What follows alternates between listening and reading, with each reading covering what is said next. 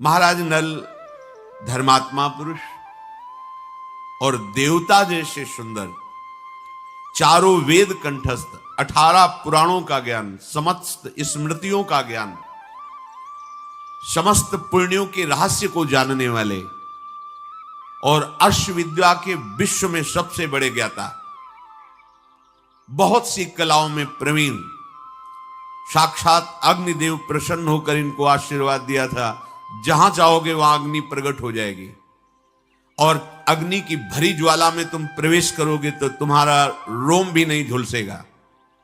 वरुण देवता ने प्रसन्न होकर आशीर्वाद दिया, तुम्हारे गले पर पड़ी हुई पुष्प की माला कभी कुम्हलाएगी नहीं, जहां चाहोगे वहीं जल उपस्थित हो जाएगा। बड़े प्रतापी थे। धर्मराज जी ने प्रकट होकर आशीर्वाद दिया था, तुम जो रसोई बनाओगे उसमें अमृत का स्वाद होगा और तुम्हारी अंतिम शुभ गति होगी। ऐसे देव वरदानियों से वरदान प्राप्त किए हुए कलयुग उनको देख करके जला।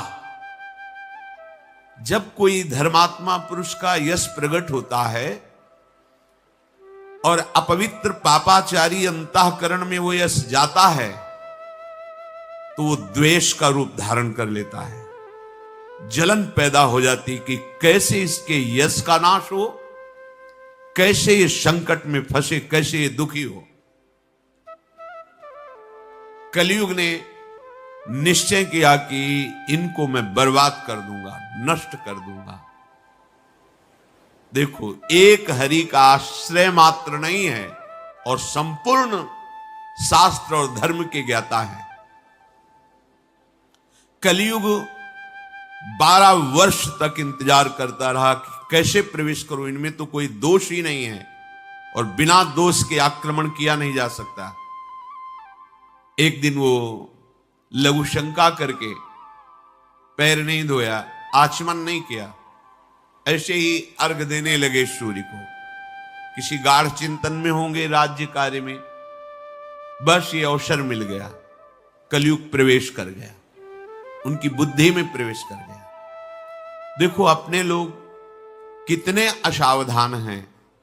हमारा खान पान अशुद्ध, हमारा व्यवहार अशुद्ध, हमारे विचार अशुद्ध, कैसे हम कलयुग के प्रबल प्रवाह में नहीं बहेंगे। कलयुग का प्रवाह है व्यभिचार करना, मदिरा पीना, हिंसा करना, जुआ खेलना, छल कपट चोरी, ये इसका प्रवाह है, ये बहा देता है। इसमें जहां ये प्रवेश हुआ कि भारी अपराध करा देता है। गर्भ में ही जिनको भगवान की मंगल मूर्ति का दर्शन हुआ, उन महाराज परीक्षित की बुद्धि में बैठ करके एक ब्रह्म ऋषि का अपराध करा दिया और शाप दिलवा दिया, 7 दिन में तक्षक सर्प डसेगा महाराज परीक्षित को। बोलो, हमारे यहां लोगों की क्या दुर्दशा करेगा कलयुग, क्योंकि हम तो जानबूझ करके वैसे ही आचरण करते हैं जिससे वो हम पर आक्रमण कर सके। 12 वर्ष तक वो इंतजार करता रहा। महाराज नल दमयंती के एक कुमार एक कुमारी प्रकट हुई। जब कलयुग प्रवेश किया तो उधर विपक्ष को पुष्ट किया। इनके एक भाई थे जिनका नाम पुष्कर था।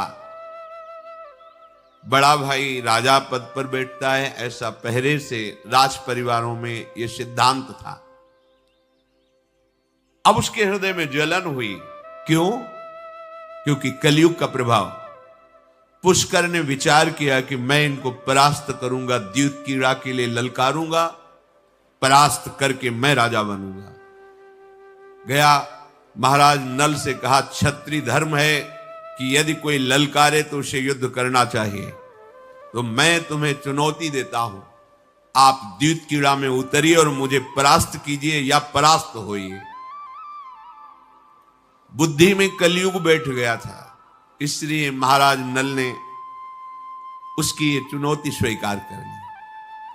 कलयुग छल कपट का बहुत पराक्रमी बहादुर है, योद्धा। ऐसा छल कपट पुष्कर के शरीर में बैठ करके करवाता कि पासे वही गिरते जिससे महाराज नल की हार होती। स्वर्ण के खजाने रत्न सब हारते गए। राज सिंहासन दांव पर लगा, वो भी हार गए। महल लगा, वो भी हार गए। जब कुछ नहीं बचा तो शरीर के आभूषण लगा दिए, वो भी हार गए। तो उसने कहा, एक दांव, यदि दमयंती को तुम हार गए तो फिर एक दांव लगा दो। जीत गए तो पूरा राज्य, हार गए तो खत्म। उन्होंने कहा, ये इतना मैं नहीं कर सकता, ये नहीं हो सकता। आदेश कर दिया पुष्कर ने कि हमारे राज्य में कोई भी नल को वस्त्र, भोजन, जल देगा, उसे प्राण दंड की सजा दी जाएगी। और महाराज नल को निकाल दिया। दमयंती ने यद्यपि बहुत प्रयास किया था बीच में समझाने का कि ये द्यूत कीड़ा है, सर्वनाश कर देती है, इसलिए महाराज यही बंद कर दो। जब देखा कि वो तो द्यूत कीड़ा में उन्मत्त हो रहे हैं तो सारथी को बुलाया और कहा, मैं समझ रही हूं कि मेरे अब विपत्ति का समय आ रहा है, क्योंकि जब कोई गलत मार्ग में आगे बढ़ता है तो उसका परिणाम विपत्ति ही होती है। हमारे कुमार और कुमारी को लेकर जाओ कुंडनपुर, जो हमारे पिता का घर है, वहां छोड़ दो। ये महाराज के दिव्य अश्व हैं, रथ है, इनको वहां छोड़ देना और तुम वहां टिकना नहीं, शत्रु पक्ष बलवान हो चुका है, अगर जान जाएगा तो हो सकता है कुमार कुमारी को भी हानि पहुंचावे, और तुम वहां से गुप्त रूप से चले जाना जहां तुम्हारी इच्छा हो। जब ऐसे पुष्कर ने आदेश किया कि राज्य के बाहर तुम निकल जाओ, तो दमयंती जी एक वस्त्र धारण करके महाराज नल बाहर गए। कोई भी नहीं महाराज नल के सामने न सर झुका सकता है, ना उनका स्वागत कर सकता है, नहीं उसे प्राण दंड दिया जाएगा। भय के कारण कोई नहीं। कैसी विपत्ति आई। जंगल में गए, 3 दिन 3 रात भूख प्यास से व्याकुल। कुछ पक्षी ऐसे दिखाई दिए जिनके पंख स्वर्ण के थे। उनको लगा कि अगर इनको फंसा लें और इनके पंख बेच लेंगे तो कुछ अन्न मिल जाएगा जिससे प्राण पोषण हो जाएगा। वो पक्षी आराम से बैठे थे। अधो वस्त्र ऐसे ऊपर डाला, वो वस्त्र लेकर भी उड़ गए। और उन्होंने कहा, महाराज मैं कोई पंछी नहीं हूं, मैं द्यूत कीड़ा के पासे हूं। तुम्हारे शरीर में अभी ये अधो वस्त्र भी अच्छा नहीं लग रहा था, इसलिए मैं लेने के लिए आया। निर्वस्त्र हो गए। अब विचार किया, पातिव्रत धर्म से युक्त महलों में स्वभाव में पवित्र और सुखपूर्वक रहने वाली दमयंती मेरे कारण ऐसे भयानक कष्ट को भोगेगी, उचित नहीं। एक जंगल में देखा है, खंडहर जैसा बना हुआ था। कहा आज रात्रि यहीं शयन करते हैं, और सुनो ये मार्ग जाता है, जब आप इस जंगल से आगे बढ़ेंगे सरोवर मिलेगा, पर्वत मिलेगा, उसके बगल से रास्ता जाता है। जब आप वहां से पार होंगी तो ऋषियों के आश्रम मिलेंगे, फिर आगे विदर्भ देश की तरफ जाता है। अगर कभी ऐसा अवसर हो तो ये मार्ग आपको बता दिया है। दमयंती जिनका मैं समझ गई आप मुझे त्यागना चाहते हैं, नहीं ये मार्ग क्यों बता रहे हैं। महाराज नल मौन हो गए, क्या उत्तर दें। उन्होंने कहा, महाराज आप कभी ऐसा मत करना। मैंने एक राजा का वर्ण नहीं किया था, मैंने सुखों का वर्ण नहीं किया था, मैंने आपका वर्ण किया है। आप जिस भी परिस्थिति में हो, मेरे प्रीतम हो, मैं अपने प्राण आपके चरणों में समर्पित करती हूं। ऐसे समर्पित को त्याग देना उचित नहीं होता।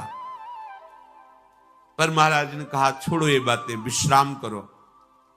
वो थकी भूखी नींद से युक्त हो गई। आधा वस्त्र उनके शरीर का फाड़ा और अपने शरीर में लपेटा और छोड़कर दमयंती जी को चल दी। जब उनकी नींद खुली, देखा महाराज नल नहीं, बहुत व्याकुल है, वन में पुकार रहे, महाराज कहा था आपसे कि शरणागत का त्याग नहीं करना चाहिए, मैं आपकी शरण में हूं। यदि आप विनोद कर रहे हो तो आप छुपा छुपी का खेल बंद करो, मेरे प्राण व्याकुल हो रहे हैं, आप प्रकट होकर दर्शन दो। इतने में एक भयानक अजगर विशाल काय वहां झाड़ियों में बैठा हुआ था। वो अपनी श्वास से खींचकर दमयंती को नजदीक लाया और निगलने लगा। दमयंती जोर से पुकार रही थी, कोई रक्षा करो। तो एक जंगली व्याध, उसने आर्तभाव सुना, दौड़ के गया। एक सर्वांग सुंदरी नवयुवती को अजगर खा रहा है। तत्काल उसके पास अस्त्र थे, उसके मुख को फाड़ करके दमयंती जी को निकाला। आधा वस्त्र शरीर में था क्योंकि आधा महाराज नल ले लिए थे, और ऐसी सर्वांग सुंदरी थी कि स्वयंवर के समय स्वयं देवराज इंद्र, भगवान अग्निदेव, वरुण देव, धर्मराज, ये चारों महापुरुष स्वयंवर में गए हुए थे दमयंती जी के। पर इन्होंने उन्हीं देवताओं की आराधना करके यही वरदान मांगा कि मेरे पति महाराज नल हो। ऐसी पातिव्रत धर्म की निष्ठा थी। पहले तो उसने स्पर्श करके निकाला था रक्षा के भाव से, अब जे ही उनके अंगों के दर्शन हुए तो भयंकर काम वेदना जागृत हो गई। दमयंती जी ने देखा और कहा, भाई मेरी बात मान लेना, अब एक कदम आगे मत बढ़ना। उस समय तुम्हारा भाव रक्षा का था, इसलिए स्पर्श कर लिया तो तुम सुरक्षित रहे। अब तुम्हारे भाव में काम जागृत हो गया है, स्पर्श की बात जाने दो, आगे कदम मत बढ़ा देना, क्योंकि हम कोई साधारण नारी नहीं है, पातिव्रत धर्म से युक्त और दैवी संपदा से युक्त है। स्पर्श करने की विभावना करने मात्र में तुम भस्म हो जाओगे। पर व्याध ने बात समझी नहीं। वो काम भाव से व्याकुल होकर जो ही दमयंती की तरफ बढ़ा, पूरे शरीर में आग लग गई। देखते देखते वो राख हो गया। व्याकुल होकर महाराज नल को खोजती हुई जब देखा कि वो कहीं नहीं दिखाई दे रही, तो समझ गई उन्होंने हमारा त्याग कर दिया है, और जो रास्ता पति ने बताया मुझे वही मार्ग चलना चाहिए। बताए हुए मार्ग से जंगल से आगे निकली। सिंह, व्याघ्र आदि भयानक जंतुओं से भरा हुआ जंगल। डरपते डरपते वो आगे बढ़ी तो देखा कि एक आश्रम है, बहुत से ऋषि मुनि हैं, जहां जल का आहार करने वाले, केवल वायु पीकर रहने वाले, सूखे पत्ते खाकर तपस्या करने वाले। शांति मिली हृदय में संतों के दर्शन से। प्रणाम किया और कहा, महाराज मैं एक पतिव्रता हूं, मेरे पति संकट में है और त्याग करके मुझे पता नहीं कहां चले गए। मैं उनके दर्शन और प्राप्ति करना चाहती हूं, आप कृपा करो। तो उनका दर्शन भी होंगे, उनका सानिध्य भी मिलेगा, तुम महारानी के पद में पुनः अभिषिक्त होगी। लेकिन समय है अभी, ये समय तुम्हें विपत्ति का धैर्यपूर्वक काटना चाहिए। आशीर्वाद देते हैं कि तुम्हें पुनः राज्य प्राप्त होगा और तुम्हारे पति का तुम्हें सानिध्य मिलेगा, पर समय है अभी। इतने में देखा ना आश्रम है ना कोई ऋषि मुनि, सब अंतर ध्यान, क्योंकि सब दिव्य महात्मा थे। थोड़ी शांति मिली थी, फिर व्याकुल होकर चली। आगे देखा एक व्यापारियों का दल जा रहा है, पीछे पीछे उनके चली कि शायद ये किसी राज्य या नगर को जाएगा। तो जंगल की यात्रा इनके सहारे काट लेती है। पीछे पीछे जा रही थी। रात्रि में एक जगह सुंदर सरोवर के समीप उनका शिविर लगा, व्यापारियों के दल का, जिसमें घोड़े ऊंटों में ये सब संपत्ति थी। रात्रि में सब शयन कर रहे थे कि भयंकर जंगली हाथियों का दल आया और आक्रमण कर दिया। कुछ उसमें व्यापारी बचे, उन्होंने कहा कोई न कोई ऐसा अमंगलकारी हमारे साथ है जिससे हम सब व्यापारियों में अमंगल हुआ, खोजो। दमयंती जी सबसे अलग लता की ओट में रात्रि काट, उन्होंने सुना, वहां से हटी। मेरा कैसा दुर्भाग्य है कि मैं जिसके साथ होती हूं वो विपत्ति को प्राप्त हो जाता है। अकेले ही वहां से यात्रा के आगे देखा कुछ वेद पाठी ब्राह्मण जा रहे थे, तो विचार किया है किसी नगर में यजमान के यहां जा रहे होंगे, उनके पीछे पीछे चली। वहां जाकर के ब्राह्मणों ने जब नगर में प्रवेश किया तो ये उन्मत्त की तरह थे, अपने पति के वियोग से व्याकुल, शरीर मलिन अवस्था को आधे वस्त्र से शरीर ढके हुए। तो कुछ लोग इन्हें पागल समझकर उपहास करते, कुछ बच्चे ईंट मारते। ऐसे परिस्थिति देखो, जो महारानी पद में है उनकी क्या परिस्थिति है। गली में ही भ्रमण कर रही थी कि शायद कोई हमें आश्रय दे दे। इतने में वहां की जो रानी थी, वयोवृद्धा राजमाता, उन्होंने ऊपर से महल से देखा इतने सर्वांग सुंदरी और ऐसी अवस्था को, और लोग घेरे हुए हैं मानो किसी पागल विक्षिप्त उन्मत्त को। इसका मतलब है ये कोई समय की परिस्थिति में ऐसी दशा को प्राप्त हुई, पर इनमें दैवी संपदा दिखाई देती है। दासी को भेजा, इस युवती को सम्मान पूर्वक महल में लाओ। जब सामने आई तो उन्होंने कहा कि देखकर मुझे लग रहा है कि तुम ना विक्षिप्त हो, ना पागल हो, ना ऐसी दशा के लायक हो। तुम कौन हो? उन्होंने अपने भाव को गुप्त करते हुए कहा, महाराज नल जुए में सब कुछ हार चुके हैं और वो जंगल में, वन में निष्कासित कर दिए गए हैं। उनकी रानी भी उनके साथ है, तो हम उनकी सेवा में रहती थी। अब जब राजा ही नहीं तो फिर हमारे आदर कौन करेगा? यदि आप कृपा करें और कुछ समय तक अपने यहां शरण में रख लें, मुझे हर विद्या का ज्ञान है। दासत्व कैसे किया जाता है, पूरी चतुरता है, अर्थात दासी भाव की प्राप्ति पूरी चतुरता है। जो भी आप शिक्षा चाहेंगी, वो जिसको चाहेंगी मैं दूंगी। मुझे समस्त विद्याओं का ज्ञान, पर मेरी शर्त है राजमाता, अगर ये शर्त स्वीकार कर लो तो मैं आपके यहां रुकूंगी। उच्छिष्टम नैव भुंजीयाम न कुर्याम पादधावनम न चाहम पुरुषानन्यान प्रभासेयम कथंचन। मैं कभी किसी का जूठा नहीं खा सकती, क्योंकि मैं पतिव्रता हूं, केवल अपने पति का जूठा। दमयंती जी ने कहा, मैं एक पतिव्रता हूं, मुझे कभी किसी का जूठा खाने के लिए प्रेरित ना किया जाए। मैं किसी के चरण नहीं छू सकती, केवल अपने पति का स्पर्श करती हूं। और आप कभी किसी पुरुष से संभाषण करने के लिए आदेश मुझे मत देना, क्योंकि शैरेंद्री दासी पद, अगर ये 3 बातें आपको स्वीकार हैं तो मैं आपके यहां सुखपूर्वक रह सकती हूं। यदि आपके यहां रहने पर किसी पुरुष ने कोई ऐसी चेष्टा की तो आपके द्वारा वो दंडनीय होना चाहिए और मेरी सुरक्षा होनी चाहिए। अगर मैं बात करूंगी तो केवल ब्रह्म ऋषियों से बात करूंगी, वो भी अपने पति की खोज के लिए। ऐसी व्यवस्था में यदि समर्थ हो तो आप स्वीकार करो मुझे। यदि इसके विपरीत बात है तो फिर मैं यहां नहीं रुकूंगी। राजमाता ने कहा, बेटा तुम्हें बिल्कुल चिंता नहीं करनी। ये बातें सुनकर मुझे बहुत सुख हुआ कि मैं एक देवी को स्वीकार करूं। ये साधारण धर्म में नहीं होता, ये असाधारण धर्म है, पातिव्रत धर्म। मैं तुम्हारे सौभाग्य और इस व्रत निष्ठा को देख करके बहुत प्रसन्न हूं। आज से तुम हमारे यहां बेटा की तरह रहो, दासी की तरह नहीं। ये हमारी पुत्री है जिसका नाम सुनंदा है। तुम और सुनंदा मेरे एक समान हो, और सुनंदा तुम इस देवी स्वरूपा युवती को सदैव अपने समान मानकर अपने साथ रखो, ऐसा आदेश किया।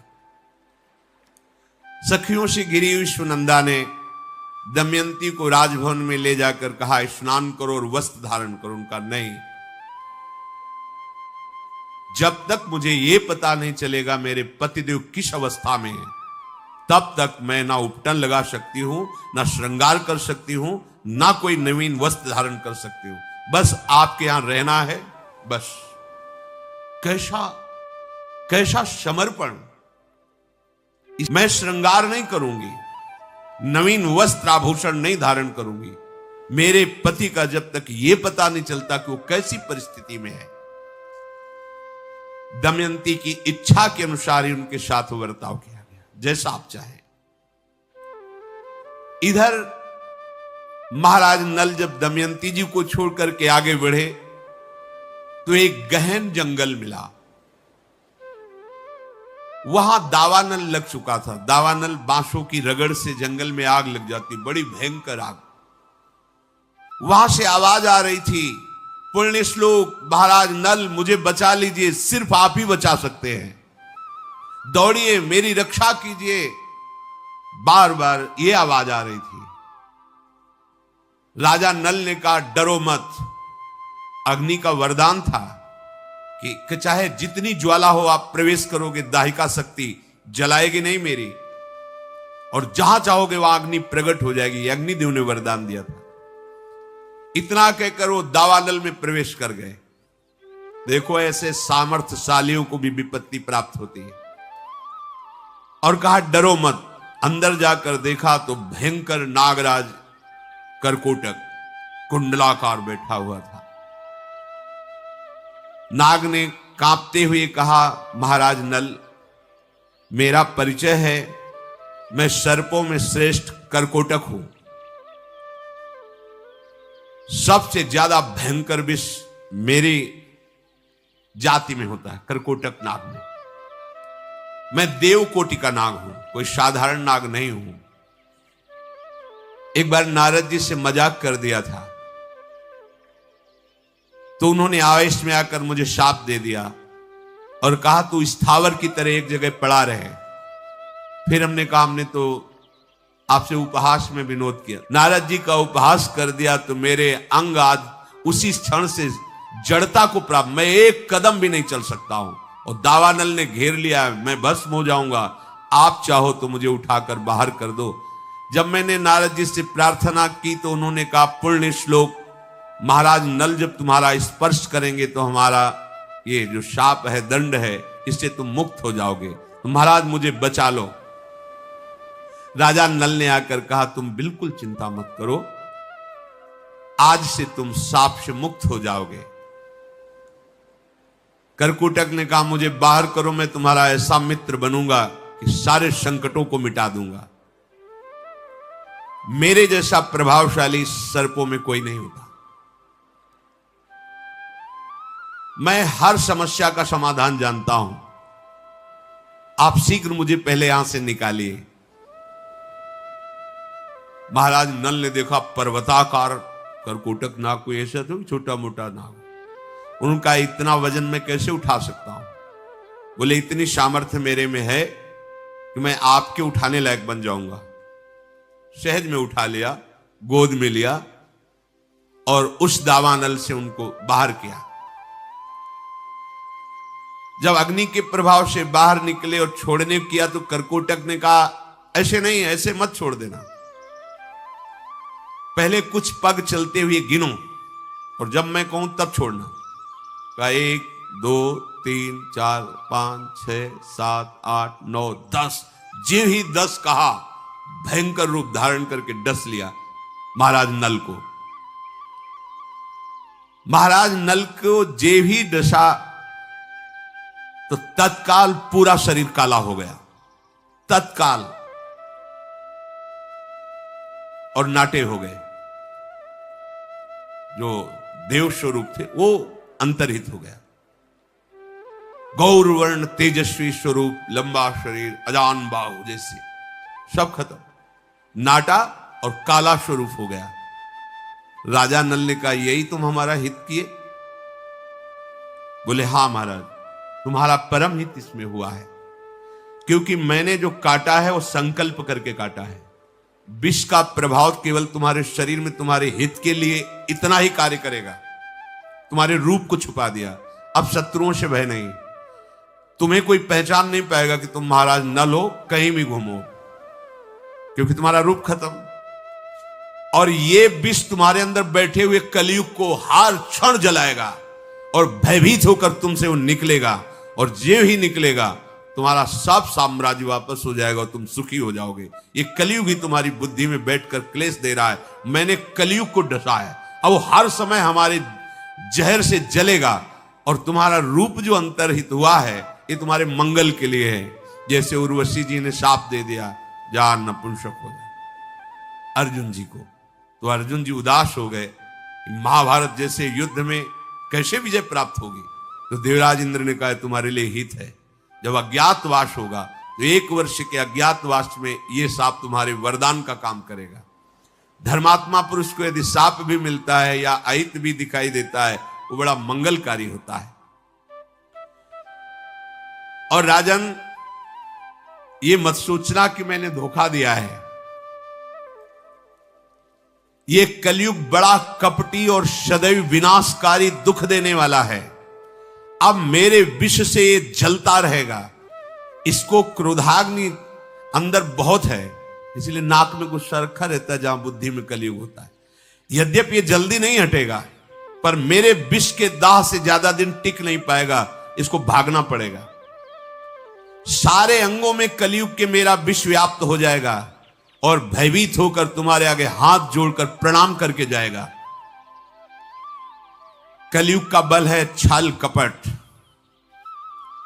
मिथ्या भाषण, मदिरा, मांस, द्यूत कीड़ा, हिंसा, ये नष्ट कर देता है। समझाने पर भी समझ में नहीं आएगा। अगर कलयुग का प्रभाव, तो समझाने पे भी समझ में नहीं आएगा। हम समझाएं आपको बुरा लगेगा, विरोध भाव आ जाएगा, क्योंकि वो बैठा हुआ है। आज से जंगल में कोई भी दाढ़ वाला पशु तुम्हें स्पर्श नहीं कर पाएगा। चाहे जितना बड़ा शत्रु हो जाए, चाहे वो देवता ही क्यों ना हो, किसी भी देवता या वेदवेत्ता का शाप तुम्हारे ऊपर आज से लागू नहीं होगा। और कोई भी भयंकर विषधारी जीव आपको डसेगा तो विष नहीं चढ़ेगा। और आज के बाद युद्ध में तुम्हारे केवल विजय ही विजय होगी, कोई परास्त नहीं कर सकता। चाहे जो युद्ध हो, चाहे द्यूत कीड़ा हो या चाहे अस्त्रों के द्वारा युद्ध हो। और तुम्हारा नाम मैं नया रखता हूं, बाहुक। अब अपने को नल मत बताना। रूप छुप गया और शरीर की गठन बठन छोटी, तुम्हारा नाम बाहुक है। और जाओ, मैं तुम्हारा मंगल देख रहा हूं। महाराज ऋतुपर्ण के समीप जाइए, वो द्यूत विद्या में बड़े निपुण हैं। अयोध्यापुर के वो सम्राट हैं, अयोध्या नगरी के इक्ष्वाक कुल में उत्पन्न हुए हैं, वो श्रीमान हैं। उनके अंदर एक बात की विशेष चाह रहती है, वो अश्व विद्या के रहस्य को जानना चाहते हैं। और विश्व में सबसे ज्यादा अश्व विद्या में प्रवीण तुम हो। द्यूत कीड़ा और गणित में ऋतुपर्ण के समान कोई विश्व में नहीं, अश्व विद्या में तुम्हारे समान कोई नहीं। वो धर्मात्मा राजा हैं। धर्मात्मा के यहां सेवक बनकर रहना भी उचित होता है। जाओ, उनके यहां तुम उनके सारथी बनकर के अपना परिचय देना कि मेरा नाम बाहुक है, मैं अश्व विद्या में बड़ा प्रवीण हूं, मुझे सारथी पद पे रख लिया जाए। वो धर्मात्मा है, वो रख लेंगे। यहीं से तुम्हारा मंगल प्रारंभ हो जाएगा। मेरी बात याद रखना, तुम्हारी पत्नी, तुम्हारे दोनों पुत्र सुखपूर्वक हैं। समय व्यतीत होते ही तुम्हारा राज्य तुम्हें प्राप्त हो जाएगा। और ये वस्त्र लो, रुमाल की तरह दिए। जब तुम्हें अपने नल रूप में आना हो तो इस वस्त्र को ओढ़ करके संकल्प करना, तभी तुम्हारा असली रूप प्रकाशित हो जाएगा। दिव्य वस्त्र उनको प्रदान किया और तत्काल करकोटक नाग अंतर्धान हो गया। नाग के अंतर्धान हो जाने पर महाराज नल 10 दिन चल करके अयोध्यापुरी पहुंचे और वहां के ऋतुपर्ण राजा के नगर में प्रवेश किया। महाराज ऋतुपर्ण के सामने होकर उनको प्रणाम करते हुए कहा, महाराज, विश्व में मेरे समान अश्व विद्या को जानने वाला कोई नहीं है। इस समय मैं बहुत संकट में हूं। और राजनीति की समस्त कलाएं मुझे प्राप्त हैं। कोई भी सलाह आप हमसे लेंगे वो तुम्हें विजय ही प्रदान करेगी। और विश्व में जैसी मैं रसोई बनाता हूं उसका स्वाद होता है वैसा किसी के हाथ से नहीं होगा, क्योंकि साक्षात धर्म का ये वरदान था। शिल्प कलाओं का मैं प्रवीण हूं। जो कठिन कार्य तुम्हारे राज्य में होगा वो मैं करूंगा, यदि आप मुझे शरण दे सके और मेरा भरण पोषण कर सके। मेरा नाम बाहुक है। ऋतुपर्ण ने कहा कि बाहुक, भला इतनी कलाओं में प्रवीण सेवक को कौन नहीं रखेगा। तुम मेरे यहां निवास करो, तुम्हें जो कार्य करना पसंद हो वो कार्य कर सकते हो। मुझे एक इच्छा रहती कि कोई ऐसा सारथी मिले जो शीघ्रगामी हो। क्या तुम मेरी इच्छा अनुसार पहुंचा सकते हो? उनका महाराज कभी ऐसा अवसर आवे तो परीक्षा लेके देख लेना। तो उनका तुम्हें मैं अश्वाध्यक्ष बनाता हूं, राजकीय परिवार के जितने अश्व हैं, और अपना निजी सारथी चयन करता हूं। जो महाराज नल का सारथी था उसका नाम वार्ष्णेय था। वो कुमार कुमारी को दमयंती के माता पिता के यहां छोड़कर ऋतुपर्ण के यहां ही अश्व सेवा में था। जो ही उसने देखा तो कहा, आभास तो हो रहा है कि महाराज नल हमारे समीप आ गए हैं, पर न रूप है न रंग है, पर आभास हो रहा है। सेवक भी पहले इतने निष्ठावान होते थे कि अपने स्वामी की गंध से ही पहचान लेते थे। होता है, निष्ठा में बहुत सामर्थ्य होती है। अमीर खुसरो गुरुनिष्ठ थे। गुरु के सिवा वो किसी का स्पर्श नहीं करते थे। तो उनको अपने गुरु की सुगंध आती थी यदि आसपास कहीं गुरुदेव होते थे।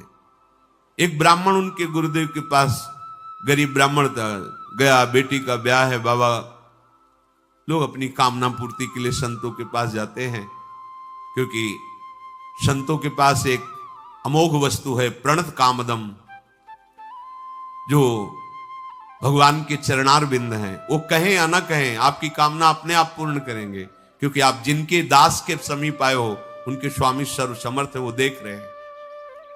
अब वो अकिंचन संत, उनका आप परसों आना चलो। फिर वो ब्राह्मण गया, महाराज बेटी का ब्याह है, आपने कहा था परसों आना। ओ पादुका रखी, पादुका ले जाओ, हमारी लकड़ी की पादुका। से सोचा बेटी के ब्याह के लिए धन की जरूरत थी, लकड़ी की पादुका क्या करेंगे, पर बाबा ने बोला है, संत निष्ठा थी, भाव था। पादुका सर पे रखी, उदास मन से जा रहा था।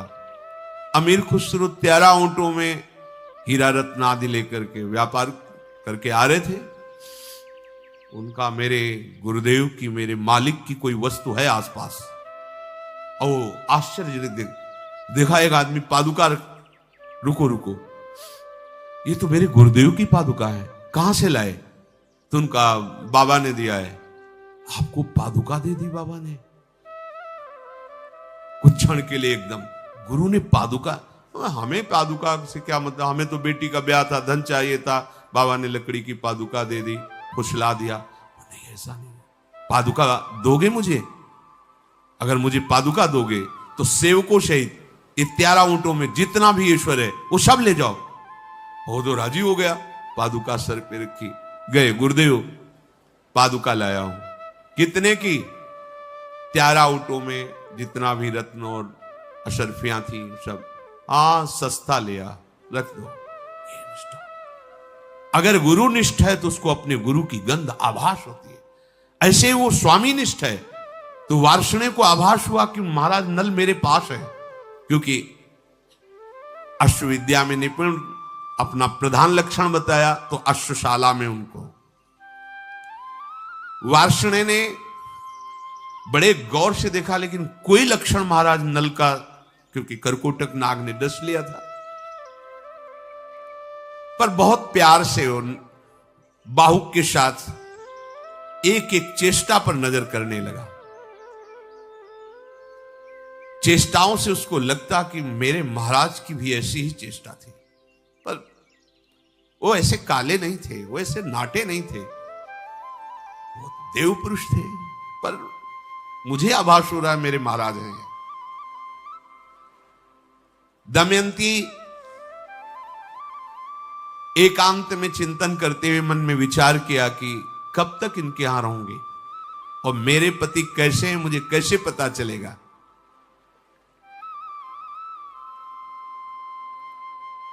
इधर महाराज नल जब एकांत में होते तो सोचते मेरे जैसा अपराधी कौन होगा जो पतिव्रता पत्नी को एकांत जंगल में ऐसे छोड़कर चला। पता नहीं क्या हुआ होगा दमयंती जी का। जब एकांत में होते तो आर्त दुखी होकर एक श्लोक गाते, क्वानुषा छुत पिपाशार्ता श्रांता सेते तपस्विनी स्मरन्ति तस्य मंदस्य कं वा साध्यो प्रतिष्ठति। भूख से प्यास से पीड़ित होने पर भी, हर अपमान सहने पर भी उस तपस्विनी ने मेरा साथ नहीं छोड़ा और मैंने उसे सोते हुए छोड़ दिया। मैं कितना धिक्कार है मेरे। दुखी होकर एकांत में वैसे एक दिन रात्रि के समय वही एकांत में श्लोक बोल रहे थे। वार्ष्णेय ने कहा कि सारथी बाहुक, ये श्लोक तुम क्यों बोल रहे हो? मेरा हृदय विदीर्ण होता है जब तुम श्लोक बोलते हो, क्योंकि ऐसा कुछ लगता है कि इस श्लोक में मेरे महाराज नल की बात है। तुमका आयुष्मान, हां कुछ मिलती जुलती कहानी ऐसी है। किसी की एक बड़ी ही साध्वी पतिव्रता पत्नी थी, समय बदला, संपत्ति नष्ट हुई, पर पत्नी ने साथ नहीं छोड़ा। पर पति ऐसी परिस्थिति में उसको सुख मिले इसलिए उसका त्याग कर दिया। यही श्लोक मैंने सुन लिया था तो एकांत में कभी कभी गा लिया करता हूं, समझने नहीं दिया, विवश होकर ये श्लोक गा लेता हूं। जब रात में एकांत होता है तो उस राजा की बात याद आती है और ये श्लोक में गा पड़ता हूं।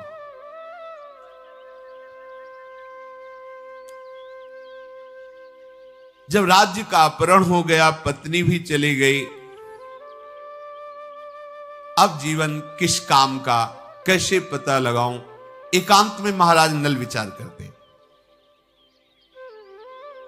इधर दमयंती के जो पिता थे, कुंदनपुर के राजा भीम जी, उन्होंने कई ब्राह्मणों को कहा 1000 गौ और इतनी अशर्फियां देंगे। कहीं भी दमयंती के या महाराज नल का कहीं भी पता लगे, जो सूचना देगा उसे एक नगर, 1000 गौएं, इतनी स्वर्ण राशि। बहुत से तपस्वी जो गृहस्थ ब्राह्मण थे, राज परिवार से जिनका पोषण होता था, वो ढूंढने के लिए निकले। ब्राह्मण बड़े प्रसन्न मुद्रा में दसों दिशाओं में फैल गए। तपस्वी ब्राह्मण जनों में बड़ी सामर्थ्य होती थी। तप बल विप्र सदा बरियारा, तिनके कोप को रखवारा। तपस्या ही उनका धन होता था, संयम नियम, जगत मंगल के लिए इनका स्वरूप होता था। महाराज नल को या दमयंती जी को वो खोजे पर कहीं नहीं दिखाई दिए। सुदेव नाम का एक ब्राह्मण संयोगवशात चेदी नगरी में प्रवेश किया और वहां वार्ता की तो उन्होंने कहा यहां और कोई तो नया नहीं आया, एक दासी आई है महल में जो कभी महल से बाहर नहीं निकलती, और नगर में तो कोई नया ऐसा आया नहीं। तो ब्राह्मणों के लिए रोक नहीं थी, महल में, राज दरबार में कहीं भी बिना किसी अनुमति के जा सकते हैं। पुण्य स्वस्थ वाचन करते हुए महल में प्रवेश किया। सुदेव नामक ब्राह्मण ने सब हाथ जोड़ करके उनको नमस्कार किया। तो वहीं राजमाता के समीप ही विराजमान थी दमयंती। अब चूंकि बचपन से देखा है उनको, क्योंकि वहीं पली बड़ी हुई दमयंती जी, जहां पली पोषी। तो ये तो आचार्य थे, तो देखते ही समझ गए। वही वस्त्र, वही मलिनता वैसे ही धारण की हुई थी, अभी तक पोशाक नहीं बदली थी। अगर मेरे पति सुखपूर्वक हो तो मैं वो अन्य वस्त्र धारण कर सकती हूं, अन्यथा नहीं। अगर मेरे पति आधा वस्त्र पहने जंगल में, जब तक सूचना नहीं मिलेगी, वैसे कैसा अपने इष्ट देव के प्रति समर्पण। पति का मतलब होता है प्रीतम, स्वामी। किसी एक संबंध में भगवत भाव कर लिया जाए तो मंगल हो जाए, कहते हैं। भगवत भाव से बहुत जल्दी कल्याण हो जाता है। सुदेव ब्राह्मण ने राजकुमारी दमयंती को देख करके पहचान लिया। मन ही मन कहा, मैं बाल्यावस्था में जैसा देखता था, ब्याह के समय जैसा देखा था, वैसा ही इस मलिन अवस्था में भी रूप प्रकाशित हो रहा है। ये देवी दमयंती ही है। मन में विचार करके उन्होंने कहा कि तुम एक क्षण के लिए मेरे सामने आओ। दमयंती जी सामने आए, कमंडल से जल लिया, ऐसे मस्तक पोंछा, तो मस्तक में एक दिव्य तेजो में तिलक जैसा उनका जन्म से चिन्ह था। उस चिन्ह को देखा और कहा, मैं समझ गया तुम दमयंती हो ना। देखो, पति दर्शन के लिए लालायित हो, हम हर उपाय करके तुम्हें तुम्हारे पति से मिलाएंगे। मैं जो पूछूं उत्तर दे दीजिए। दमयंती के लक्षणों से दमयंती को पहचान करके जब ऐसा कहा, तब दमयंती जी की आंखों के आंसुओं ने उत्तर दिया, हां। तो उनका आप चिंता मत करो, तुम्हारे पिता तुम्हारी माता सकुशल हैं, और जो तुम्हारे बालक हैं वो भी सकुशल हैं। तुम्हारी खोज करने के लिए पिता ने हम शास्त्रों ब्राह्मणों को भेजा है। मैंने तुम्हें पहचान लिया है। अब तुम्हें शोक करने की आवश्यकता नहीं। जो धर्म से चलता है, धर्म उसकी रक्षा करता है। थोड़े दिन के लिए भले संकट पड़े। ये वार्ता राजकुमारी सुनंदा ने सुना तो माता से कहा, वो जो शैलेंद्री दासी है ना, उसके समीप एक ब्राह्मण देव आए हैं और वो कुंडनपुर से आए हैं और राजा के निज जन हैं, और ऐसा कह रहे हैं कि दमयंती संबोधन कर रहे हैं, तो वो रो रही हैं। आप चल करके जानकारी कीजिए क्या विषय है। राजमाता उस स्थान पर आई। राजमाता ने सुदेव ब्राह्मण को प्रणाम करके कहा कि क्या तुम इस युवती को जानते हो? लक्षणों से तो ये बहुत सौभाग्यवती और सती साध्वी है, पर आज तक हम इसका परिचय नहीं जान पाए। यदि आप जानते हो तो आप कृपा करके बताइए।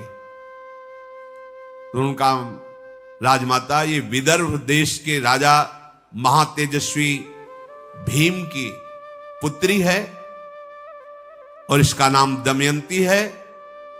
वीरसेन पुत्र महाराज नल इसके पति हैं। पुण्य श्लोक महाराज नल की पतिव्रता पत्नी राज्य अपहरण हो जाने पर, द्वितकीड़ा में सब कुछ हार जाने पर इस अवस्था को प्राप्त हुई है। इनके पिता ने हम ब्राह्मणों को खोज के लिए भेजा है, तो सौभाग्य से हमें दिखाई दे गई। आपके महल में सुरक्षित देखकर हमारा हृदय शीतल हुआ। इसकी भौं के बीच में एक जन्मजात चिन्ह है जो जल से साफ करके दिखाया। इसके ललाट में जो चिन्ह है उससे मैंने इनको पहचाना, नहीं तो इनके शरीर की वेशभूषा ऐसी थी कि इन्हें पहचाना नहीं जा सकता था। ये ललाटवर्ती चिन्ह किसी तेजस्वी और तपस्वी में होता है। सुदेव का वचन सुन करके जब उस राजमाता ने ललाट के चिन्ह को देखा तब वो आश्चर्यचकित हो गई। बोली, जब ये प्रकट हुई थी तब मैं वहीं थी। ये मेरी बहन की बेटी है। मैं इसकी मौसी हूं। हृदय से लगाया और कहा, बेटा आज तक मैं नहीं जान पाई तुम दासी रूप से रही, तुम तो मेरी बेटी हो, मेरी बहन की बेटी तो मेरी बेटी हो। राजमाता ने हृदय से लगा करके दुलार किया। उन्होंने कहा, मां जब तुम मुझे जाना नहीं तो मां की तरह रख रही थी, कोई मेरे साथ ऐसा अभद्र व्यवहार नहीं हुआ, वास्तविक तुम मां ही हो। उन्होंने कहा, जैसा तुम्हारे पिता का घर वैसा मेरा घर, जैसे मेरा ऐश्वर्य ऐसा तेरा ऐश्वर्य, अब तो बिल्कुल निश्चिंत होकर के रहे, मुझे तो पहचान ही नहीं हुई थी तुम्हारी। उन्होंने कहा कि मैं यहां रहूं तो ये मेरे लिए अधिक से अधिक सुखदायक होगा, इसमें संशय नहीं, पर मुझे अपने पति की खोज करनी है, इसलिए मुझे पिता के पास जाना पड़ेगा। और जब से पति का राज्य निष्कासन हुआ तब से अपने बच्चों को भी नहीं देखा है। वो हमारे माता पिता के पास, मैं उनको जा करके सुख पहुंचाने की चेष्टा करूंगी, और पत्नी का जो परम धर्म है पति को दुख से निवृत्त करना, वो मैं करूंगी। यदि मेरा कुछ प्रिय चाहते तो इसी समय शीघ्रगामी ऐसी सवारी की व्यवस्था करो कि मैं अपने पिता के पास पहुंच जाऊं। दमयंती ने जब ऐसा कहा तो राजमाता ने बहुत से सैनिकों और सामग्रियों के साथ दमयंती को महाराज भीम के यहां भेजा। कुछ ही समय में राजधानी में विदर्भ देश में प्रवेश किया तो जब महाराज भीम को पता चला दमयंती जी की खोज करके ब्राह्मण उनको लेके आ रहे, बड़ा सुख हुआ, पूरे राज्य में उल्लास हुआ। आकर के माता पिता ने हृदय से लगाया, जो कुमार कुमारी बच्चे थे उनसे दमयंती जी मिली, माता से बहुत लिपट करके रो करके कि इन ब्राह्मण को पूर्ण सुख प्रदान किया जाए, क्योंकि इन्होंने हमारी खोज कर ली तो मुझे पता है कि ये राजा की भी खोज कर लेंगे। मां बस मेरा सहयोग ये करना है कि मैं जो कहूं महाराज को, पिता को भी पता नहीं चलना चाहिए। सुदेव ब्राह्मण को एक महानगर, कई हजार गवें स्वर्ण मुद्राएं दी गई, कहा आप विश्राम कीजिए। दमयंती ने कहा, यद्यपि मां से ये बातें नहीं कहनी चाहिए, पर मैं कह रही हूं लाज छोड़कर कि महाराज नल के बिना जितनी श्वासें हमारी जा रही हो सब व्यर्थ हैं। यदि आप हम पर थोड़ा भी प्रेम करती है तो अपने गुप्त ब्राह्मणों के द्वारा ये खोज करवाएं कि महाराज कहां है, और वो ऐसे ब्राह्मण होने चाहिए जो विद्वान हो और बड़े प्रवीण, लक्षणों को जानने वाले हों। कुछ ब्राह्मण बुलाए गए तो उन ब्राह्मणों से कहा कि मैं जो श्लोक बोल रहे हूं ये श्लोक याद करो, और हर सभा में, हर नगर में, हर गांव में जाकर बस ये श्लोक तुम गाते हुए निकलना। जहां महाराज नल हैं ये श्लोक सुनकर वो रह नहीं सकते, जरूर तुमसे बात करेंगे। क्वानु त्वं कितवच्छित्वा वस्त्रार्धम प्रस्थितो मम उत्सृज्य विपिने सुप्ता मनुरक्तां प्रियां प्रिय सा वै यथा त्वया दृष्टा तथास्ते तत्व प्रतीक्षिणी दैहमाना भृशं बाला वस्त्रार्धेना विसंवृता तस्यारुदत्याः सततं तेन शोकेन पार्थिव प्रसादं कुर्वै वीर प्रतिवाक्यं ददस्वच। ये 3 श्लोक हर सभा में गाना, और जहां कोई उत्तर दे तो उसके रूप, उसके लक्षण, उसकी बातें अक्षरशः याद करके बोलना। अपनी एक भी शब्द मत मिलाना, जो वो बोले, जैसा बोले, एक एक शब्द मुझे बताना आके। प्रवीण ब्राह्मणों ने श्लोक याद कर लिया। इसका अर्थ था, ओ जुआरी प्रीतम, तुम अपने समर्पित पत्नी से ऐसा व्यवहार कैसे कर सकते हो? कि वो सोती है और उसका आधा वस्त्र फाड़कर अपने शरीर को ढककर आप छोड़कर चले जाते हो। जिस अवस्था में तुमने छोड़ा था उसी अवस्था में आज भी वो है।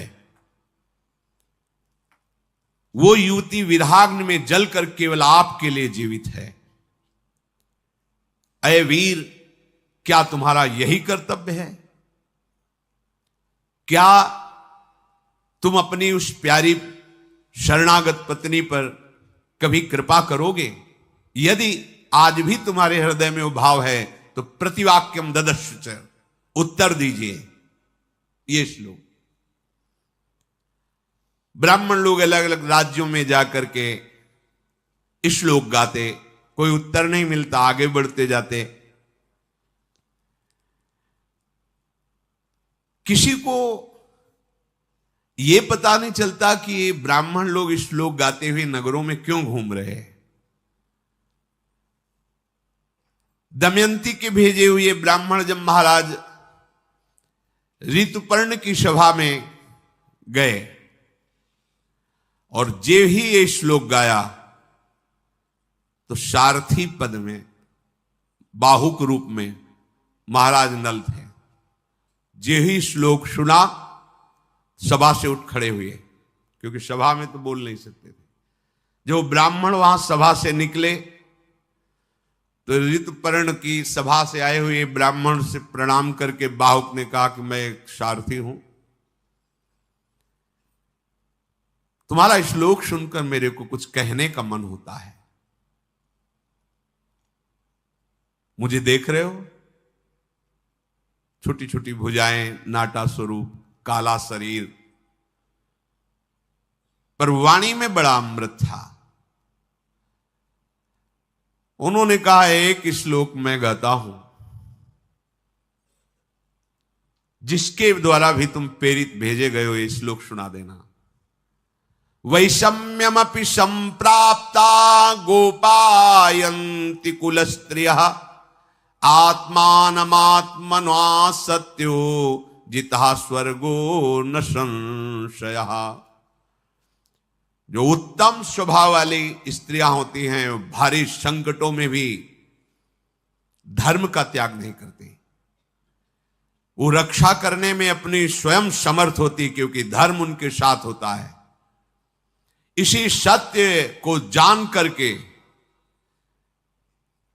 तुम्हारे पति ने तुम्हारा त्याग किया है। इसी सत्य को जान करके कि तुम समर्थ हो, तुम्हारा कोई किसी तरह से हानि नहीं कर सकता, और तुम्हें सुख प्रदान करने के लिए, क्योंकि धर्म की जो रक्षा करता है धर्म उसको सुरक्षित रखता है।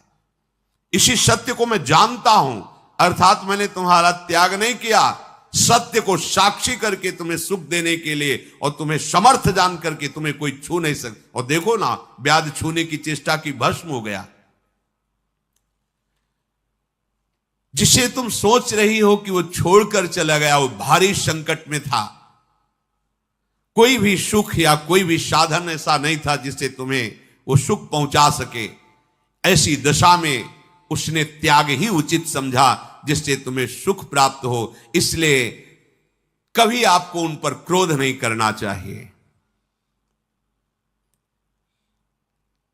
इशारे के लिए मैं ये जरूर बता देता हूं कि जिसने जीविका के लिए स्वर्ण पंख लेने के लिए अपना दो वस्त्र भी डाल दिया, वो जीविका केवल तुम्हारे सुख के लिए थी, वही आज भी तुम्हारे सुख के लिए चिंतित है। क्योंकि ये बात केवल महाराज नल जानते, दूसरा नहीं। बाहुक की बात अक्षरशः याद करके ब्राह्मण देवता सीधे महल में आए, महाराज को सूचित किया कि मुझे राजकुमारी से मिलाया जाए। राधा वल्लभ लाल।